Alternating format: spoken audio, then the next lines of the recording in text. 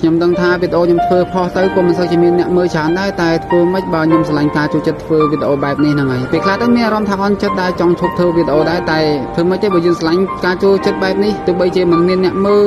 លក៏យើងនៅតែធ្វើនៅតែព្យាយាមធ្វើទៅពេលខ្លះទៅយើងធ្វើទៅក៏មានអ្នកមើលរៀងច្រើនទៅដោយសារតែពេលខ្លះទៅគេផ្ទុះអញ្ចឹងណាវីដេអូផ្ទុះហើយពេលខ្លះទៅក៏អត់មានអ្នកមើលច្រើនក៏មិនដឹងធ្វើម៉េចដែរគ្នាយើងនិយាយរួមទៅយើងចេះតែធ្វើទៅបើយើងឆ្លាញ់ការបែបធ្វើវីដេអូបែបនេះហើយគ្នាយើងក៏ដូចខ្ញុំដែរហ្នឹងហើយពេលខ្លះទៅយើងធ្វើទៅក៏មានអ្នកមើលពេលខ្លះទៅក៏ធ្វើទៅអត់មានអ្នកមើលតែយើងព្យាយាមធ្វើបន្តទៅគង់ថ្ងៃណាមួយទៅគេលោកគេស្គាល់យើងច្រើនទូវីដេអូច្រើនអញ្ចឹងទៅគេស្គាល់យើងច្រើនអញ្ចឹងណាខ្ញុំក្តីសម័យរបស់ខ្ញុំគឺខ្ញុំចង់ធ្វើវីដេអូឲ្យគេស្គាល់ឲ្យកាន់តែច្រើនហ្នឹងឯងគ្នាយើងដោយសារតែខ្ញុំចូលចិត្តធ្វើវីដេអូលក្ខណៈបាញ់បែបនេះហ្នឹងហើយតែវា